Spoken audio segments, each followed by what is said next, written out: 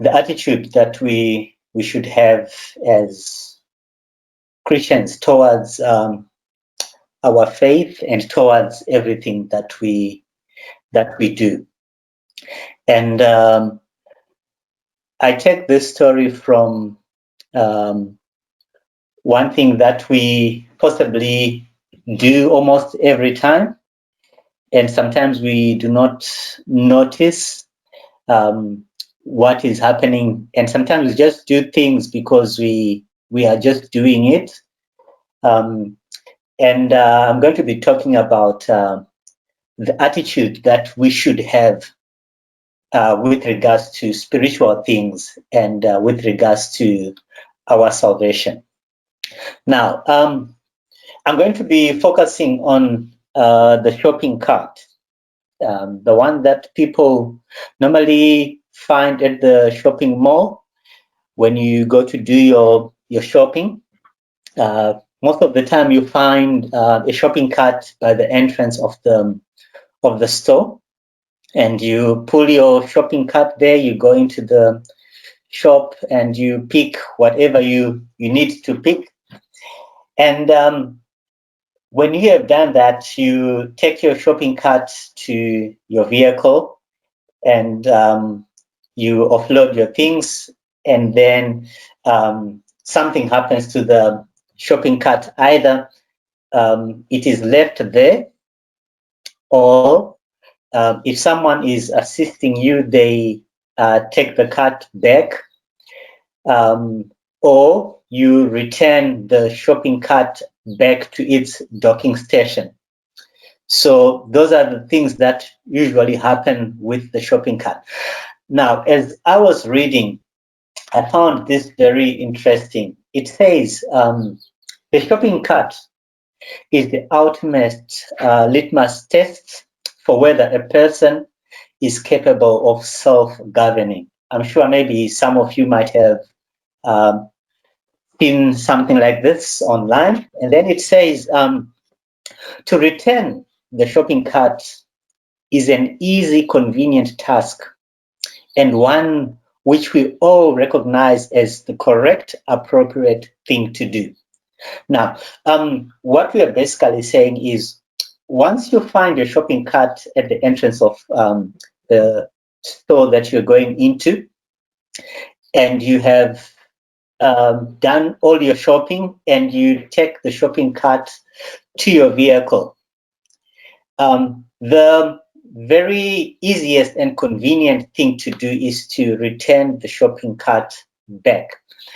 So usually there are places where you can put the shopping cart back. That is, most of the times they have a docking station close to where you normally park your cars. There is a place where you can just put your trolley there, and someone will come and fetch the trolley and take it back to the entrance of the store, so that the next shopper can be able to find a shopping cart.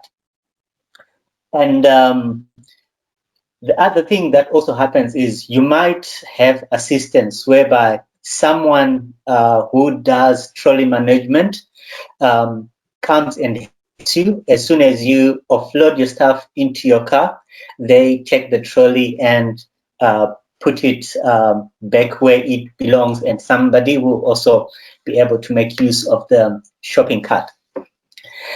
Or if there is nobody to assist you, most of the times you will find that some people can leave the shopping cart exactly where they have offloaded it.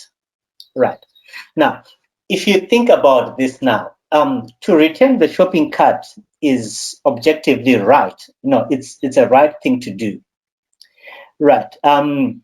So there are no situations other than dire emergencies in which a person is not able to return their shopping cart. So there are situations possibly if someone is in too much of a hurry, that they are rushing somewhere and they are needed,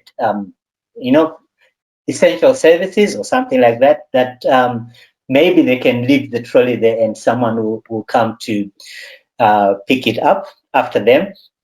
Or there might be situations that it might be someone who's elderly, can't really walk. There are exceptions to the rule, but generally speaking, it is just a good thing to return the shopping cart.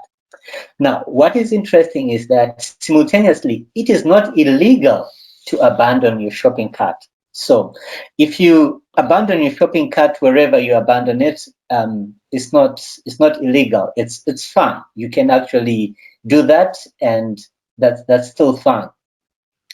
And then it says now, therefore, the shopping cart presents itself as the apex example of whether a person will do what is right without being forced to do it. Right. No one will punish you for not returning the shopping cart. No one will fine you or kill you for not returning the shopping cart. You gain nothing by returning the shopping cart. So as I'm looking at the shopping cart, I'm seeing something that is very interesting, and I had an opportunity to just go to the shops that are close by and just walk around and watch people and how they behave with the shopping cart. And interesting for me was some people, they returned the shopping cart after offloading it. They returned it to the docking station where it belongs. Some people pushed it into the flower bed and they just left it there by the flower bed. Some people just pushed it onto the pavement and they left it there. Some people, they left it in a parking bay where another car is also supposed to find parking. So soon after offloading, they just leave their cart in the next parking bay. And so I was just observing how people do it, and it's a mixture of people. This does not affect any race or any age. You find different types of people who do different types of things, and sometimes the people that you actually think are not in a position to return the shopping cart to where it's supposed to be returned, those are the people that actually do return the shopping cart. And you see sometimes people that are very young and full of energy, they will just abandon the shopping cart wherever they find it or wherever they feel like they can abandon, because somebody is going to pick the shopping cart and take it back into the shopping mall. Now, returning the cart is a good thing to do, right? And then abandoning the cart is not illegal. So we are faced with two things here.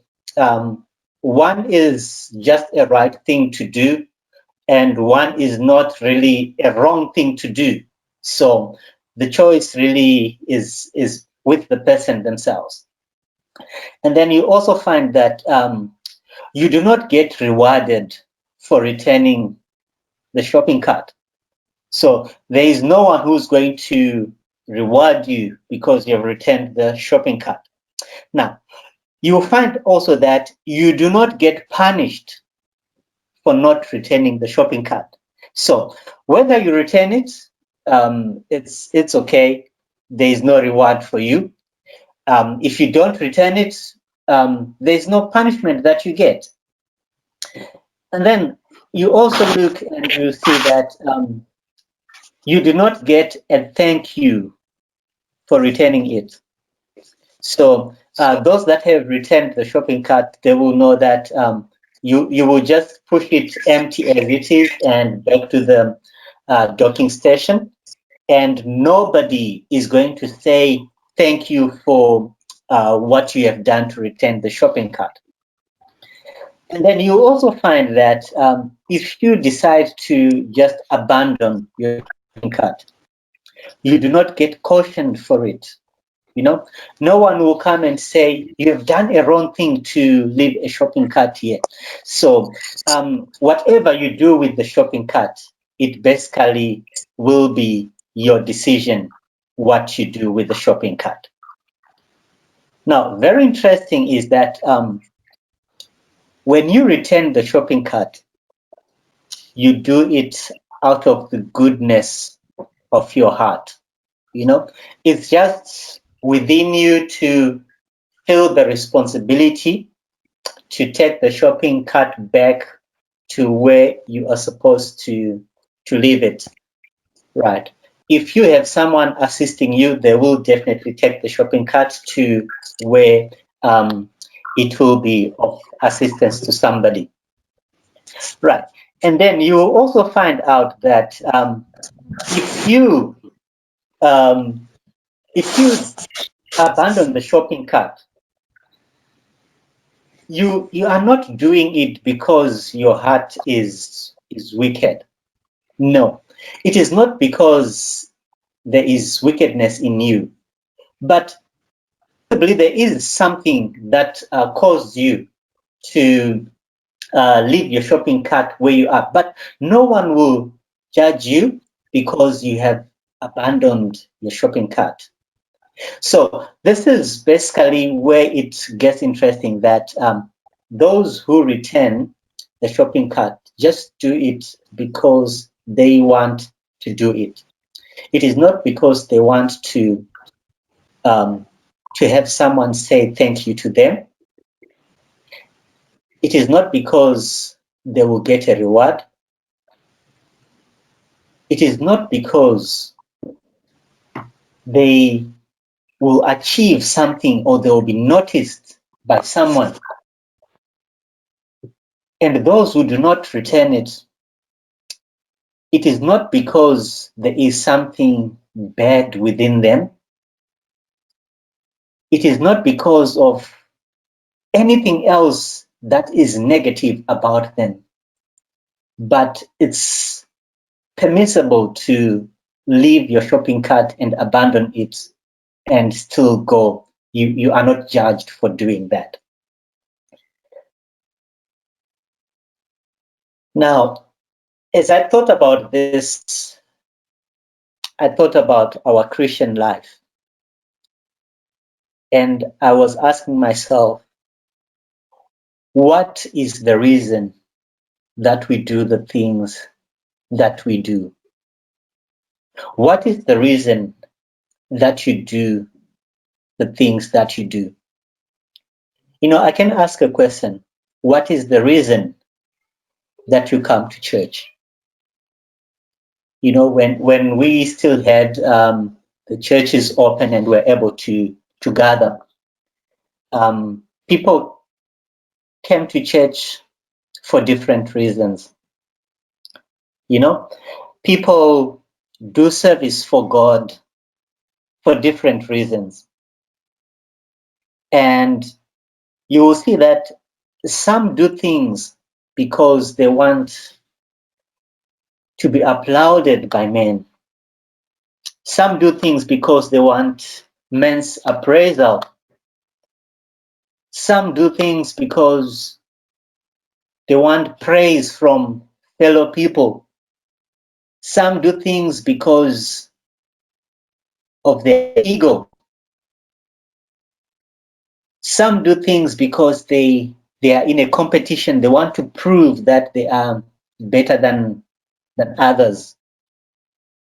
Some do things because they want a position. It might be in church, it might be in society. Some do things because they want the attention of people. And some do things because they just love to do it. I was thinking that what if we all did what we did just because we love to do it? Just because we enjoy to do it. It does not matter if I get praised or if no one notices me, but I just do what needs to be done because I love to do that which is right. And quickly turning into the Bible, in the book of Matthew chapter 6, I found that the Bible is actually full of principles whereby it always requests us to do things not for the approval of the people that surround us, to do things not to show off our potential, but to do things so that only God will reward us for the good that we will have done. So the book of Matthew chapter 6, if we are reading the first part, that is from verse number 1 up to verse number 4. The King James Version talks about alms. It says in verse 1, "Take heed that ye do not do your alms before men to be seen of them. Otherwise, ye have no reward of your Father which is in heaven. Therefore, when thou doest thine alms, do not sound the trumpet before thee, as the hypocrites do in the synagogues and in the streets, that they may have glory of men. Verily I say unto you, they have their reward.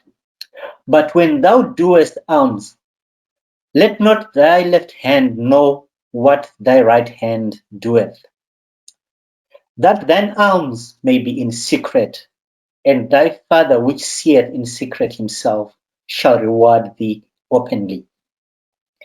And I also read another Bible version, which also says this on the same verse. It says, "Be careful not to practice your righteousness in front of people in order to be noticed by them.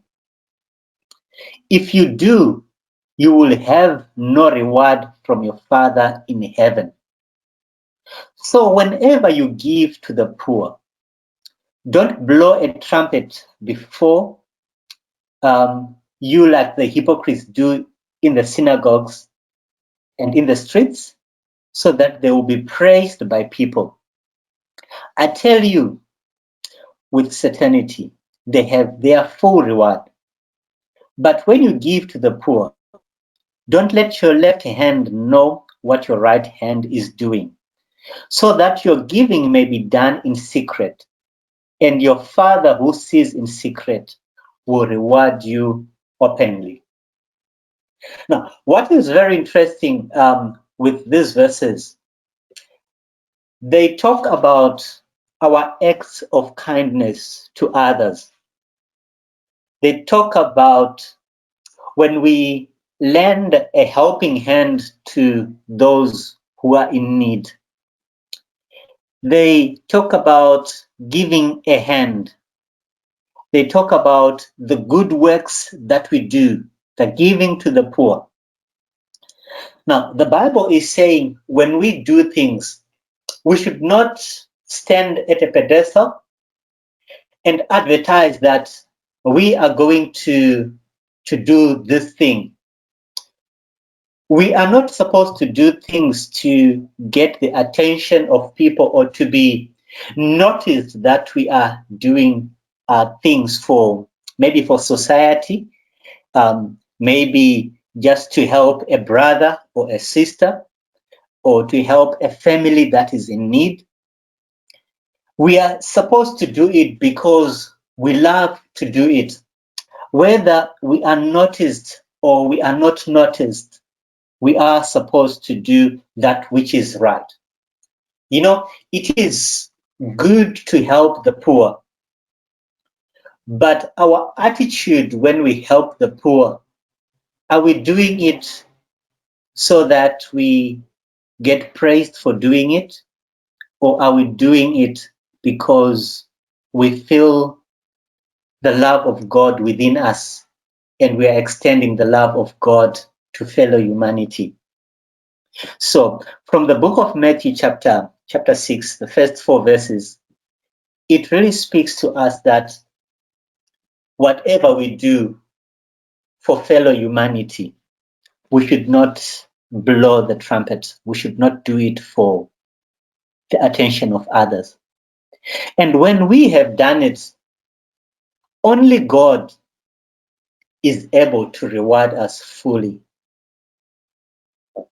It does not matter that no one said thank you. It does not matter that no one noticed that you did it. You know, I think generally speaking, as Adventists, we have many projects that we do to relieve the suffering and the pain. And what I like about us is we do not call the newspaper people and the news team to say we are going to be donating this, but we do it, in secret, and only the Lord knows what we do. Not being published does not mean that we are not doing what we are supposed to do. So I encourage us as individuals to even have that attitude within us that when we help, we should not be letting the whole world know that I am a helper. I am someone who is always willing to give a hand. Then secondly, from verse 5 and verse 6, it talks about prayer. And it says, verse 5, "And when thou prayest, thou shalt not be as the hypocrites are, for they love to pray standing in the synagogues and in the corners of the streets, that they may be seen of men. Verily I say unto you, they have their reward. But thou, when thou prayest, enter into thy closet, and when thou hast shut thy door, pray to the Father which is in secret, and thy Father which seeth in secret shall reward thee openly." Now, this one talks about our attitude towards prayer. Our attitude towards prayer should be such that we do not pray to be seen by people. We do not pray to be acknowledged as people who pray. When I think of prayer, I think of the things that we do in terms of worship. We should not behave in a way that people would have their attention drawn to what we do. We should not pray for the attention of people. We should not be congregating so that people will notice that we congregate. Our worship should not be a worship that attracts the attention of people so that they say, surely these people are people who worship. Our singing when we are in church should not be a singing such that people will appreciate and praise us for our music and our singing. When we give our offerings, it should not be that people should then acknowledge and say such and such a person or such a congregation is a giving congregation. When we use the talents that God has bestowed upon us and the gifts that we have, we should not be using them for self-gratification so that people will put us on a pedestal and compare us with others and see us as if we are better off than other people. Whatever we do, we should do because we love to do it. The motive behind our prayer should be because we love our God, and we are praying because we have a relationship with God. The reason we congregate as a church should not be so that people will notice us, but should be a congregation so that God and us are in a relationship. Our singing should be singing because we love to sing and we love God. When we return our tithes and our offerings, it should not be because we want at the end of the year the nominating committee to notice that we've been faithful. The motive there is already wrong. We should do it because we love to do what we do because God has loved us. So, in essence, everything and anything that you do for your Lord, it should not be for the reason that men acknowledge us, but it should be for the reason that God has loved us. And whether men acknowledge us or not, we'll continue to do that which is right because we love our God. Lastly, it speaks of fasting. That is from verse 16 up to verse 18. And it says, "Moreover, when ye fast, be not as the hypocrites of a sad countenance, for they disfigure their faces, that they may appear unto men to fast. Verily I say unto you, they have their reward. But thou, when thou fastest, anoint thine head and wash thy face, that thou appear not unto men to fast, but unto thy Father which is in secret. And thy Father which seeth in secret shall reward thee openly." Now, when the Bible talks about fasting, these are things that we do in our Christian walk that sometimes make us appear to be sorrowful. You know, we can be hurting within ourselves. We can be going through some challenges.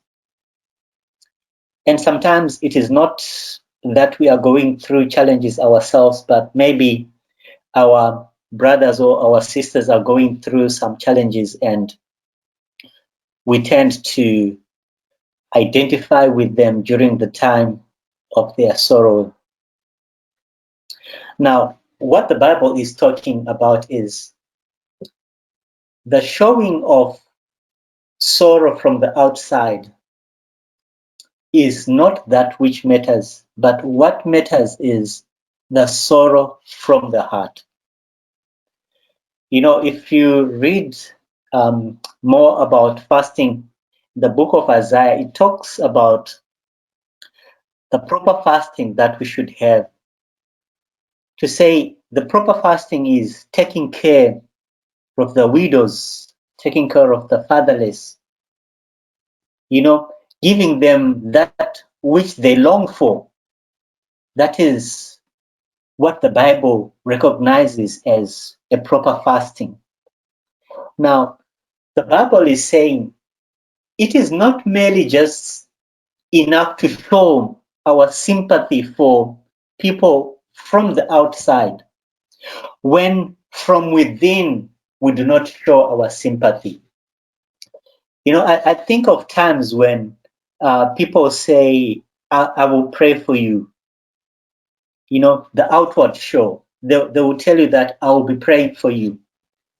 But when they go home, they forget about that and they never pray for a person who possibly needs prayer. I think of people who are possibly in need Some, they don't have food.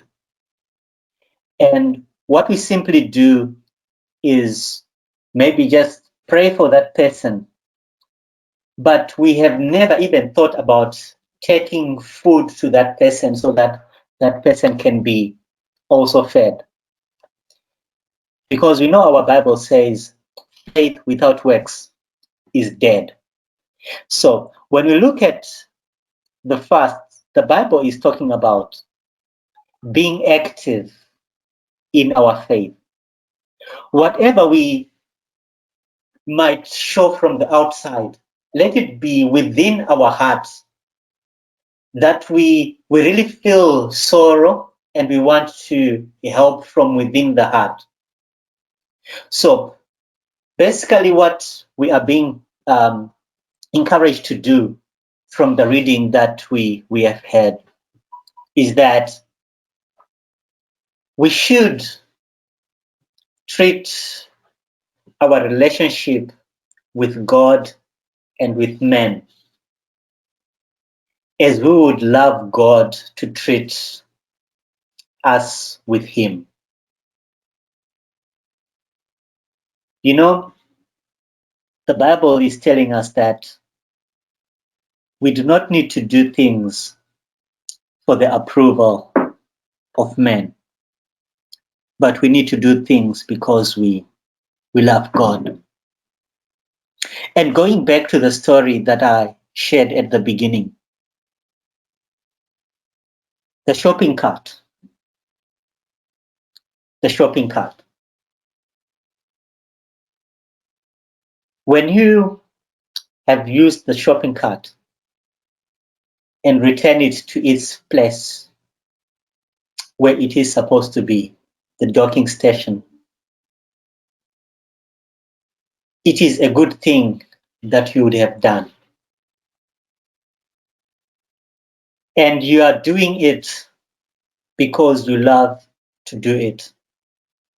And how I wish that we would treat whatever we do within our Christian walk just as much as a person who returns the shopping cart does. They are doing it not because they want anything from anyone, but they're just doing it because they love to do it, because it is right to do it. Now, it says here, never do the right to be approved or acknowledged by somebody. So whenever you do something that is right, don't do it because you want to be approved. Don't do it because you want to be acknowledged. Don't do it because you want to be thanked. But do right because it is right to do right. We need to do right because it is just right to do the right thing. Whether we are thanked or not, let's just continue to do that which is right. And then it also says here, never do wrong because nobody is seeing you or because nobody will censure you. So we are being encouraged here that we should not fear the eyes of men. We should not fear anything because somebody is going to say something. We should not be involved in doing bad. Whether someone is going to say something or not, we should just not do the wrong thing. And I say here, never do wrong because it is wrong to do wrong. So these two statements are the two statements that I want to maybe get them engraved in our hearts, that we should do right because it is right to do right. And we should never do wrong because it is wrong to do wrong. How we should live our lives? We should live to please an audience of one. That is only God. Whatever we do, our attitude, if we would want to be served, should be an attitude that seeks to please only God. I pray that as we continue with our worship service today, we be able to live a life that does not seek the attention of many, but a life that seeks to please God and God alone. May the Lord add a blessing to the reading of His word and bless us as we worship Him today. Amen.